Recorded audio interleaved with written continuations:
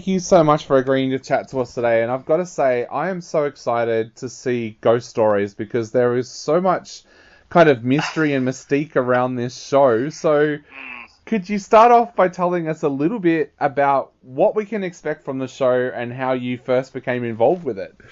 Of course, absolutely. Right off the bat, I'm quite scared that I'm going to be that person who gives you spoilers unwittingly. I think we call that doing a Tom Holland. Yeah, that's right. I'm the Tom Holland of this franchise. So hopefully that doesn't happen. If so, you can edit me out. But yeah, I'm allowed to talk a little bit about it. We've done, I think, the PR in the UK and elsewhere, they've done a pretty good job of keeping the secrets associated with the show secret.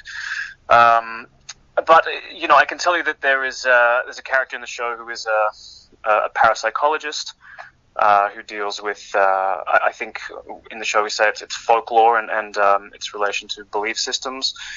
And that Professor Goodman, that character played by Steve Rogers, starts off with a lecture about parapsychology, and there are three stories that he says he's been unable to forget about in his career and across his time collecting these stories from different people, and then those three stories are brought to life on stage for the audience. So that's the gist. Yeah.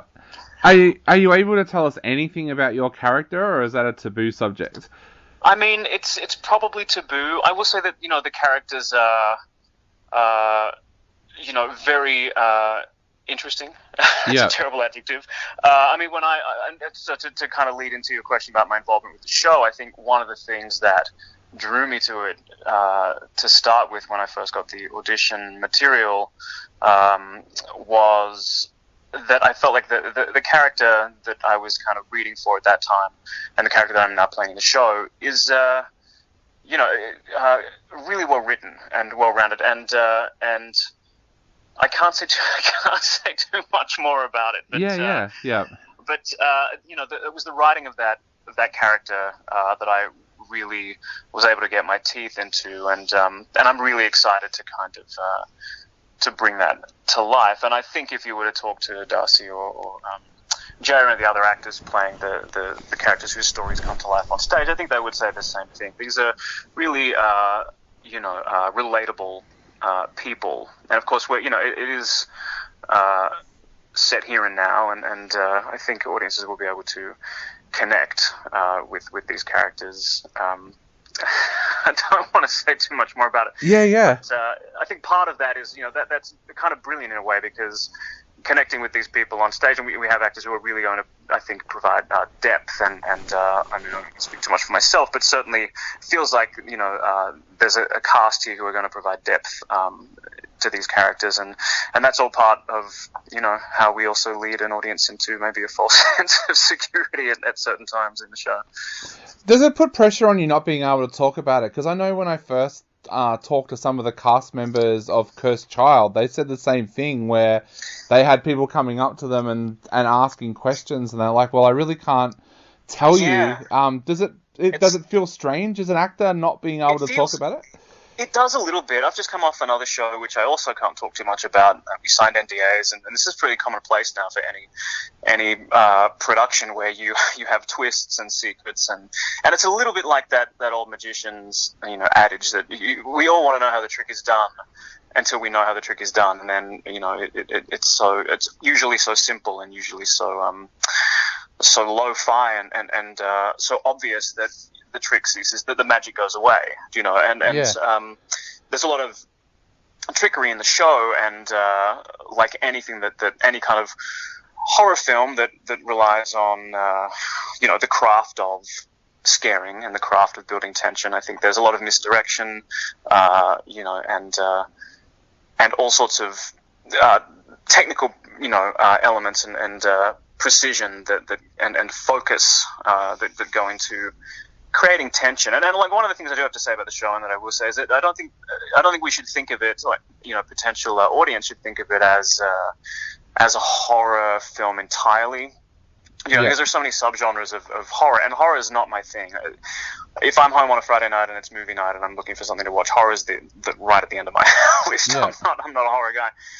But I do enjoy a psychological thriller, and there's a lot of that in ghost stories. And it's also a play. It's also, besides being an immersive experience, which is what Realscape are becoming really well known for in Melbourne, the production company, besides being an immersive experience, it also is a play, and there also is a message in the play. And, so it has all of these. It draws from all sorts of different things, but it's really more about, I think, tension, and it's not necessarily gore and blood and guts, and, it's funny. And I think that's really important too, because when you think about it, and it may not seem obvious immediately, but laughter and horror kind of live side by side. Yeah. They're both sort of involuntary gut responses to being surprised, and so there are definitely laughs in this show, and there are definitely scares in the show, and part of the fun is not knowing which one is. I suppose part of what builds that tension is not knowing which one is coming at you. From moment to moment. Mm. So I have to ask, the first few times when you were rehearsing, I don't know how to ask this without putting you in an awkward position. Did anything happen that kind of even scared you at the time when you were first going through the rehearsals and not expecting something or something like that?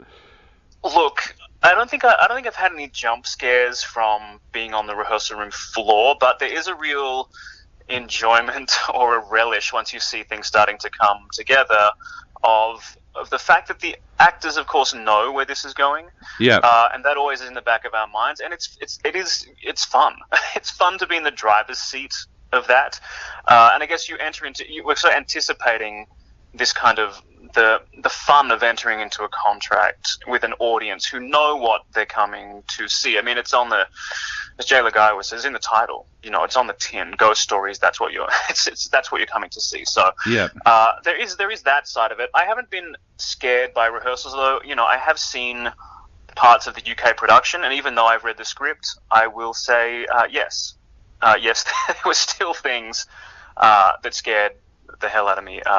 Just watching snippets of the original UK production and the current UK production. Yeah. And I knew what was coming, so yeah, yes is the short answer to that. That was actually my next question. Was how aware of you were you aware of the West End show before you auditioned? Like, was it something that you sought out information about once you had the audition?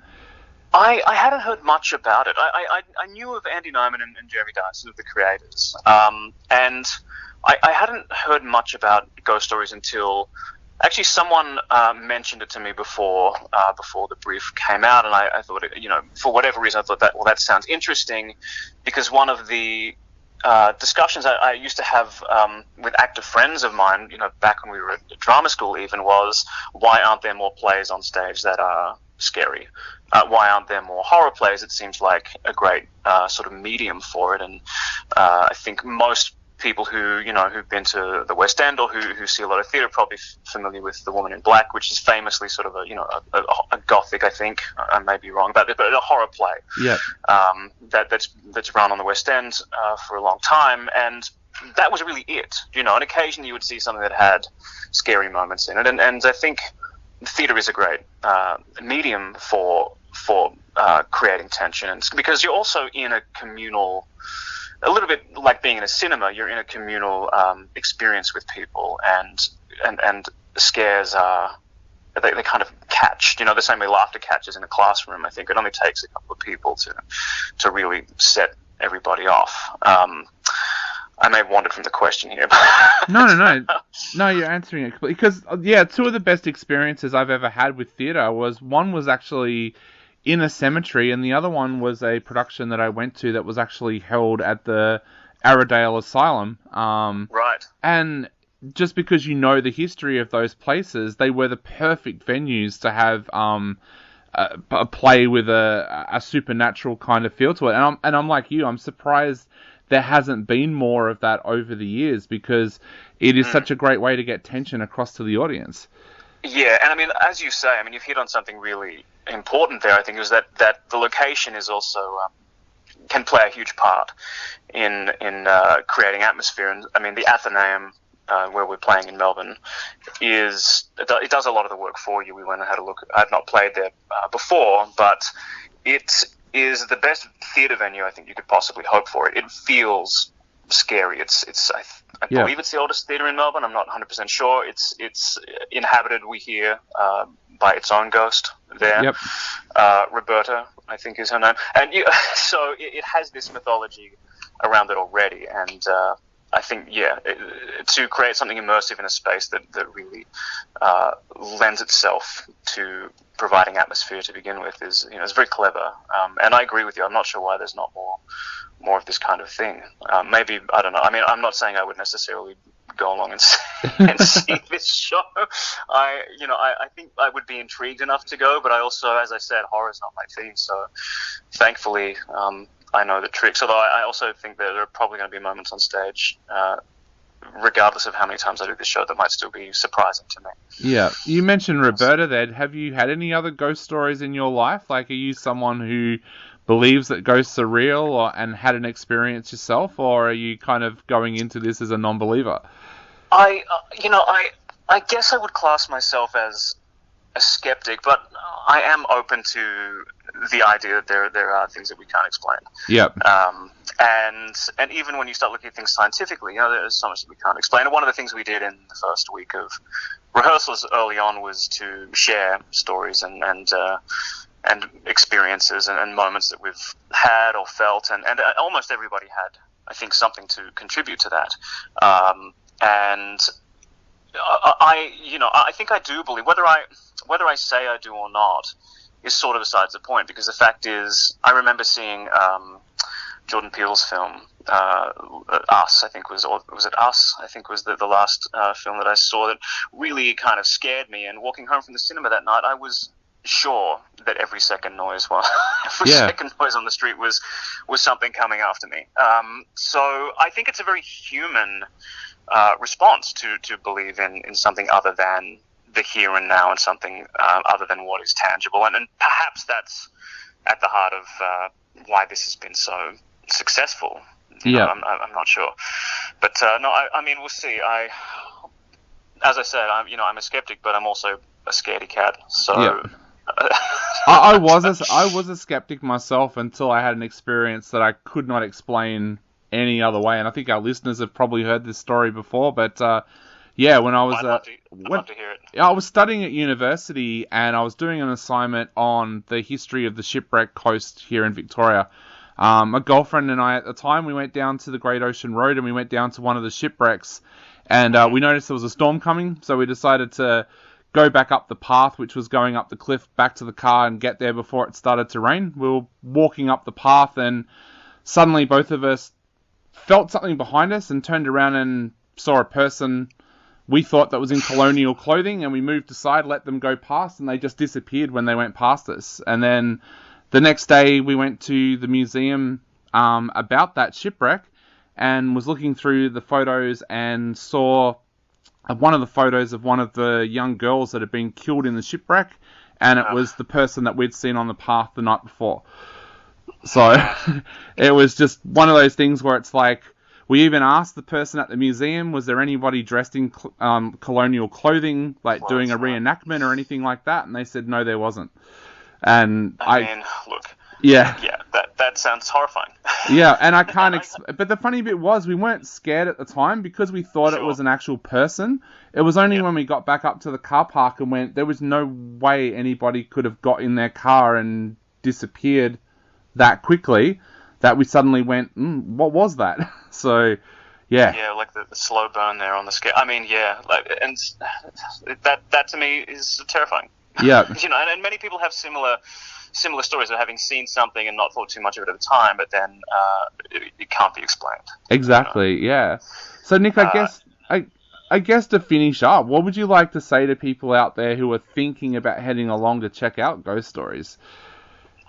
Look, as I said, it's a great evening of entertainment, and it is also a play. And I think after, I hate to bring this up because it's so boring now, but after 2 years more or less of not being able to go and watch stories together and experience entertainment together, I would think, and I see a lot of evidence of this, that people are ready to come back to the theatre and have fun. And yes, this is a scary show, and it comes with a warning. Those warnings are plastered everywhere.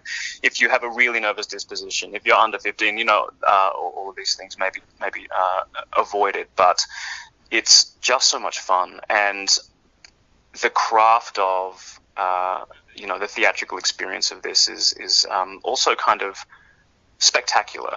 Not in the sense of it's like a big showy thing, but it's so magical in so many ways. So I would say, yep, brave it, take the challenge, and see how you go.